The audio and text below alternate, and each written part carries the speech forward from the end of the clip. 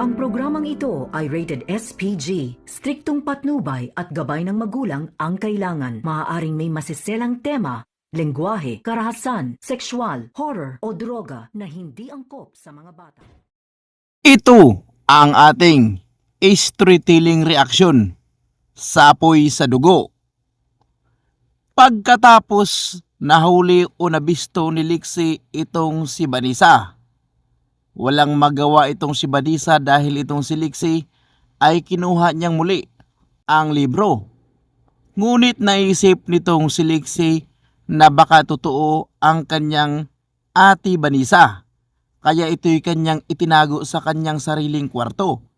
Hindi niya na ito ibinalik sa lugar kung saan kinuha ni Vanessa at nag-iisip ito ng todo. Parehas nga sila ng iniisip. Parehas sila ng mga binabalak na magkakaroon ng hustisya tungkol sa pagkawala ng ama ni Lixie at Marco na rin. Ngunit dahil abogado si Vanessa, baka makakatulong ito. Kaya naman dito kaagad nagdesisyon si Lixie na siya ay mananahimik at pabiyaan ang diskarte ni Vanessa habang si Vanessa ay nagpunta ito sa kusina.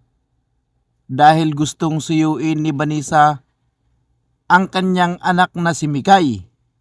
Ngunit itong si Angel mayroon itong dalang isang alagain, rabbit, kung saan ay ibinigay ito ni Angel dito nga kay Mikay.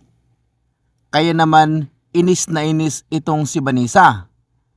Pumunta si Vanessa sa kanilang refrigerator at doon kumuha ng isang buong tsokolate. At ito'y kanyang isinilid sa kanyang bulsa. Dinala niya ito sa kanyang kwarto.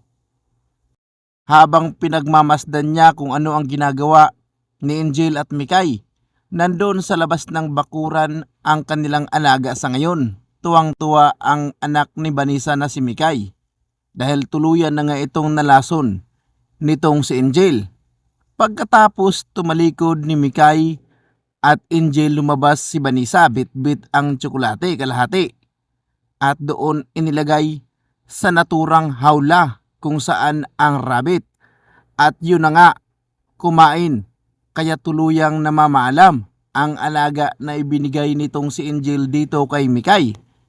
Kinabukasan nagulantang na lamang si Sylvia, Mikay, Angel at Marco.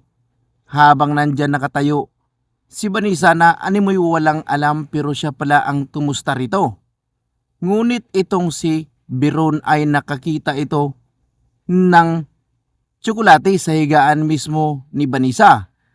Kaya abangan natin kung mabubuko na rin ba ni Angel na itong si Vanessa ay nagpapanggap lang pala ito dahil sa bahay o sa mansyon ni Sylvia, si Lixie lamang ang nakakaalam na itong si Vanessa ay nasa maayos na pag-iisip.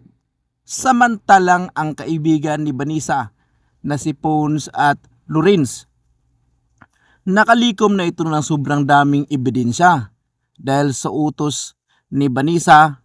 Pumunta ito sa isang station kung saan nandun lahat ang record ni Angel at Kiara. May larawan pa at mayroon pang certificate. At yun ang kanilang kinuha. Sabay tumawag ngayon itong si Vanessa. Kaya tutukan natin kung makukulong na ba itong si Angel ng habang buhay dahil sapat na ang ebidensya na bitbit ni Lorraine at Pons para itong si Angel ay mahuhuli at mapapatunayan.